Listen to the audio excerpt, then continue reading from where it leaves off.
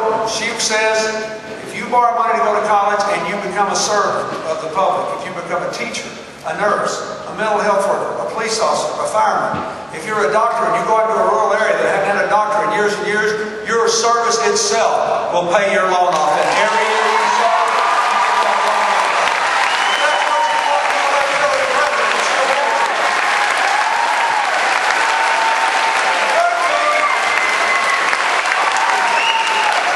The third thing she advocates to rebuild the middle class and reclaim your future is to regain America's lead in science and technology by putting more money in and taking the politics out of everything from stem cell research to human genome research. Making a serious effort to generate an explosion of new jobs in every state in America by making a commitment to put America first in the race for clean, green, efficient, independent energy.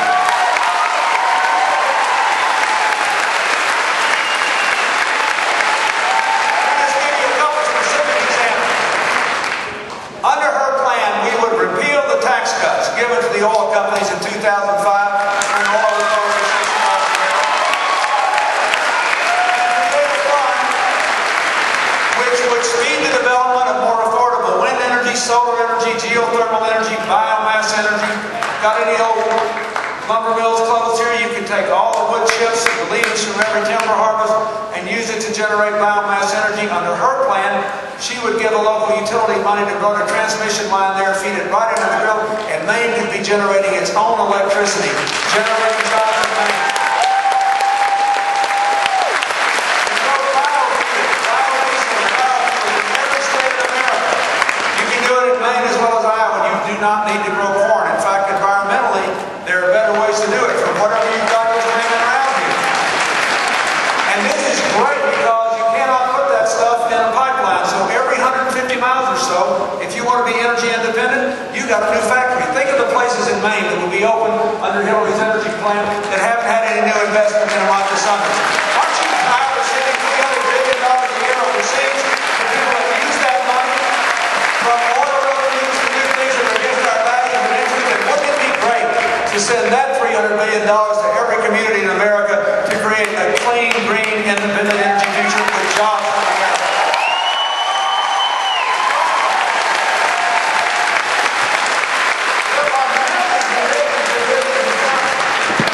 Finally, let me just say in passing, because it doesn't affect you much, but it's important. We can't let this home mortgage crisis get out of hand.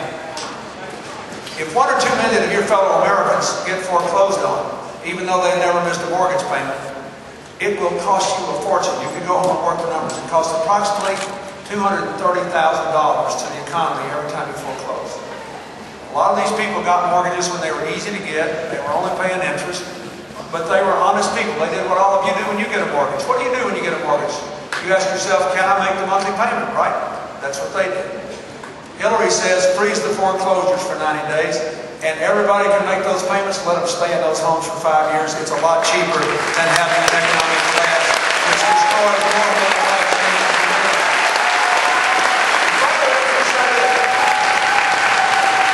If you want to restore our standing in the world, we've got to get out of Iraq and get out of there as quickly as we can.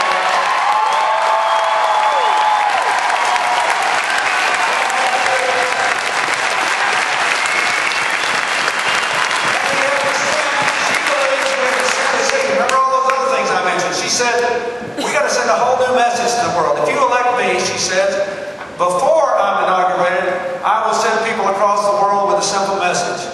America is back.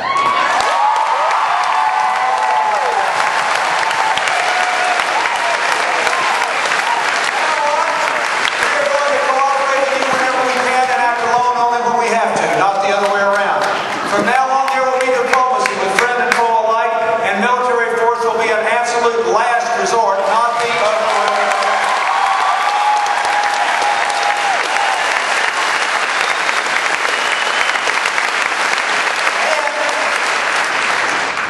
She says, if you want me to rebuild the middle class, reclaim the future, restore our standing in the world, you have to support me in reforming the government.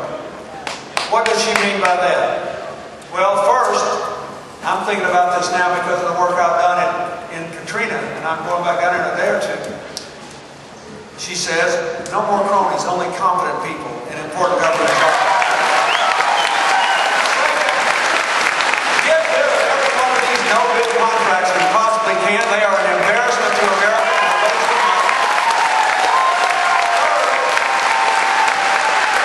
Third, eliminate all the tax breaks that people get for shutting plants down in America and opening them up overseas. You should not be done. Stop the transfer of middle-class taxpayers' money to special interests in a way that undermines the public interest. The greatest example of this is that Medicare drug program with its donut hole. I hear somebody knows that, right? Young people probably know. I hate this because as a guy that's battled his weight all of his life, I always loved the donut hole. It's the only guilt-free part of the donut. That's not what this is. Your government helps senior citizens with their medical bills for a while. After they buy a few drugs, then they stop, and the senior falls into a donut hole, where the senior does all the buying. Then when the senior is just about broke, the government reaches down and jerks him or her up out of the donut hole and starts helping again. Why is the donut hole there? Because when this bill passed, the President and his allies in Congress, on behalf of the drug companies, demanded that the United States of America be the only buyer of medicine in large volume that could not bargain for a volume discount. The state of Maine can, General Motors can, the Veterans Hospital System does, and you can figure out why, right? Once you've produced 1 million pills, how much more can it cost you to produce one more? It is shameful. You want to get rid of that donut hole? You elect Hillary president. She'll do that.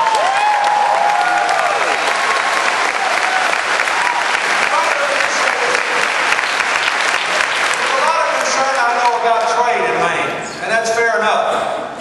But you should know there are two trade issues. We have to have some trade because we're 4% of the world's people and 22% of its wealth. We got to sell something to somebody else. The problem is, you cannot make a contract with somebody in Portland, never mind halfway around the world, that you can't enforce, can you? Now think about it. If you sign a contract with somebody in Portland, forget about international trade. You've got to be able to enforce it. You know what's happened to trade enforcement in this decade? It is less than 1/4 what it was in the 90s. And there's a reason for that. Who do we have big trade deficits with? China, Japan, Korea, and the oil sellers. That's a big four. Who do we borrow money from every single day to cover these ridiculous government deficits, trade deficits? China, Japan, Korea, and the oil sellers. You get it, don't you? Suppose tomorrow you take a drive down to your bank and you stroll in the bank, barge into the bank president's office, and slap the living daylights out of the bank president. You think you could get a loan tomorrow afternoon? No, you get it, don't you? I mean, we're laughing, but it's a serious business. We have mortgaged the economic future of this country. We paid the debt down 3 years, the last 3 years of the 1990s. And this country was running a surplus. We were in control of our economic destiny. She will, if you elect her president, she will restore fiscal responsibility and enforce the trade laws and give our country back to our children.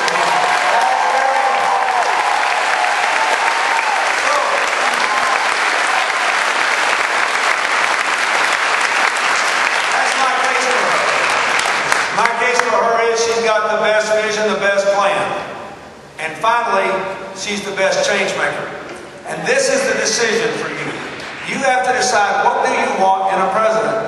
The Constitution says that the president is the chief executive officer. It doesn't mean the president runs any department of government. It certainly doesn't mean the president decides how many paper clips are on a desk in the White House. It means the president swears to be personally responsible for turning the good intentions of campaigns into positive changes in your lives. That's what that means. And she's the best at that I ever saw. She's the best. Look, when we were in law school, most people can't wait to get out of law school. They've been going to school long enough, they got enough debt, they just want it over with. Get out, make money, pay the debt off, go on. Not her. She took another year. Why? Because she was working at the Yale Hospital. And she went to school. She turned down the big bucks and went to work for small bucks for the Children's Defense Fund. And her first big case was knocking on the doors of poor people's houses in New Bedford, Massachusetts, to find out why they were dropping out of school.